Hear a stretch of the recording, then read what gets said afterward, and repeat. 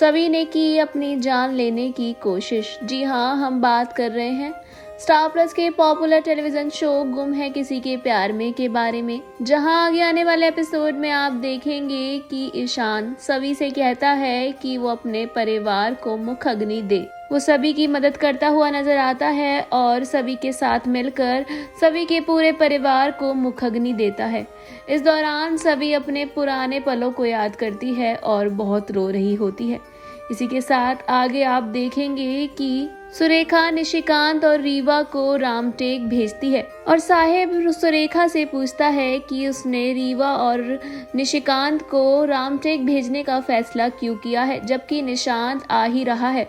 और सुरेखा बताती है कि नहीं, वो बेशक आ रहा हो या नहीं ये मुझे नहीं पता, लेकिन मेरी उससे बात हुई थी और वो सभी के परिवार का जिम्मेदार खुद को मानता है। वो सोच रहा है कि उसकी वजह से उनके परिवार वालों की जान गई है। ऐसे में उसकी स्थिति बहुत ज़्यादा खराब है और कुछ भी हो सकता है। सभी एक तेज़ लड़की है और वो कुछ भी करके चीज़ों को बदल सकती है। क्या पता ईशान का वो फ़ायदा उठा ले और वो एक छोटा गांव है जहां पर लोग 10 तरीके की बातें बना रहे होंगे। मैं नहीं चाहती कि ईशान के साथ कुछ भी गलत हो। अगर सभी बहुत तेज़ है तो वो 13वीं तक ईशान को वहां रोक के रख लेगी। साहिब को सुरेखा की बात समझ आती है। इतने में ही रीवा आती है। रीवा को सुरेखा प्रसाद देती है बप्पा का और कहती है कि जैसे ही ईशान मिले उसे ये बप्पा का प्रसाद खिला देना। इसी के साथ आगे आप देखेंगे कि ईशान और सभी घाट पर होते हैं, जहां घाट पर सभी अपने परिवार वालों की अस्थियों को विसर्जित करने आई होती है।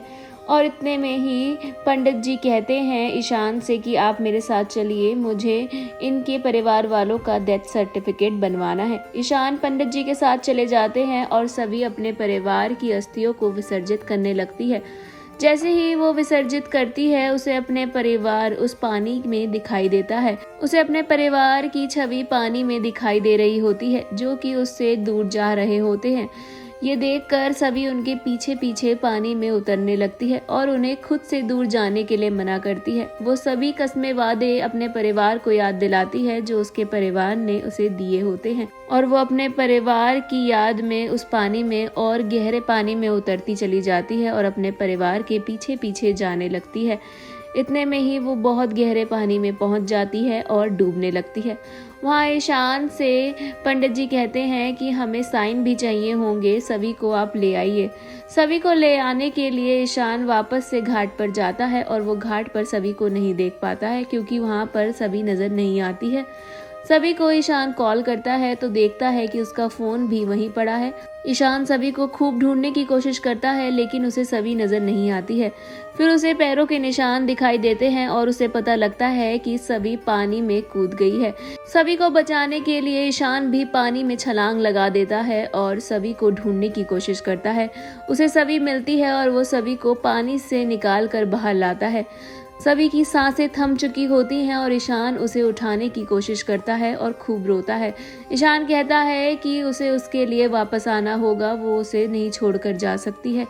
ईशान काफ़ी ज़्यादा घबरा जाता है और सभी की सांसें थमी हुई होती हैं।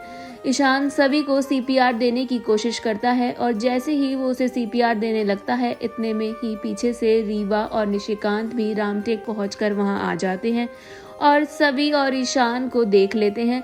रीवा आती है और सभी को सीपीआर देने की बात कहती है। ईशान रीवा को मना कर देता है और खुद से सीपीआर देता है और सभी को होश में लाने की कोशिश करता है। निशिकांत को भी ये सब देख के गुस्सा आता है और रीवा को जेलस फील हो रही होती है। सभी की सांसें वापस आ जाती हैं। वहीं आगे शो में क्या होता है इंटरेस्टिंग जानने के लिए stay tune on volley TV.